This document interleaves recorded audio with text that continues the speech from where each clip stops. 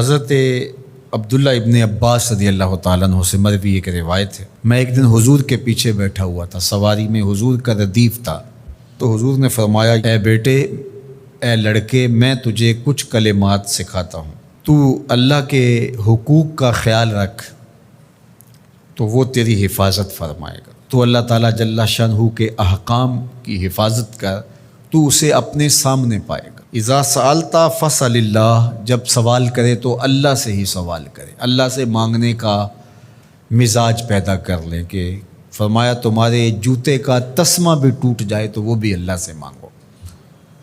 ضرور بازار میں جاؤ دکاندار سے، لیکن حقیقی طلب اللہ سے ہونی چاہیے۔ بات بات پہ اللہ سے سوال کرو، بڑی سے بڑی چیز بھی اس سے مانگو، چھوٹی سے چھوٹی چیز بھی اسی سے طلب کرو۔ ہماری ساری ضرورتوں کا کفیل ہمارا رب، ہمارا مالک ہے۔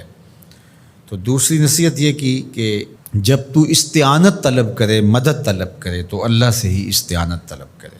وعلم، اور جان کہ اگر ساری امت، سارے لوگ، پوری قوم جمع ہو کے تمہیں فائدہ پہنچانے کی کوشش میں لگ جائیں تو تمہیں وہی فائدہ پہنچا سکتے ہیں جو تیرے لیے تیرے رب نے لکھا ہے۔ اور فرمایا وَإِنِ اجْتَمَعُوا عَلَىٰ أَن يَضُرُّوكَ بِشَيْءٍ، اور اگر تمہیں نقصان پہنچانے کے درپے ہو جائیں، لَمْ يَضُرُّوكَ إِلَّا بِشَيْءٍ قَدْ كَتَبَهُ اللَّهُ عَلَيْكَ، تو تجھے صرف وہی نقصان پہنچا سکتے ہیں جو اللہ نے تیرے لیے لکھا ہے۔ سارا زمانہ بھی مخالف ہو جائے، تیرا کچھ نہیں بگاڑ سکتا۔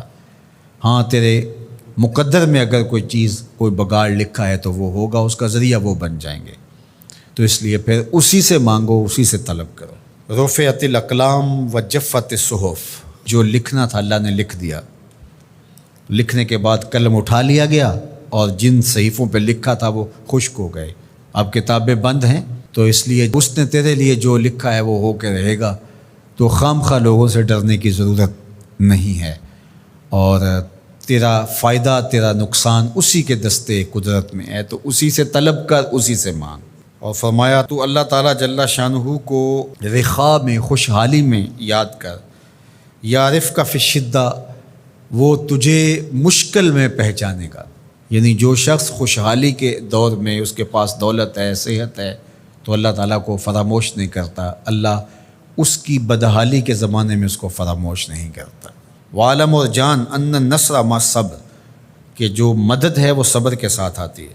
وان الفرج مع الکرب، اور کشادگی جو ہے وہ مشکل کے ساتھ آتی ہے۔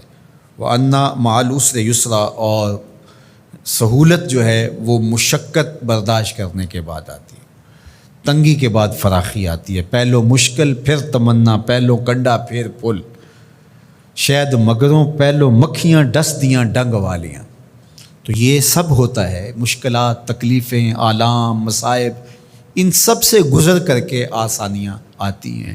خود حضور کی زندگی دیکھ لیجئے، مدنی زندگی مکی زندگی کے گزرنے کے بعد، طائف کے مراحل کو طے کرنے کے بعد آتی۔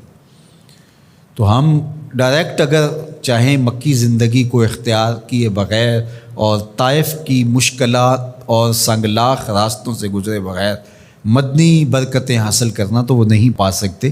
تو یہ اللہ تعالیٰ نے ایک نظام رکھا ہوا ہے۔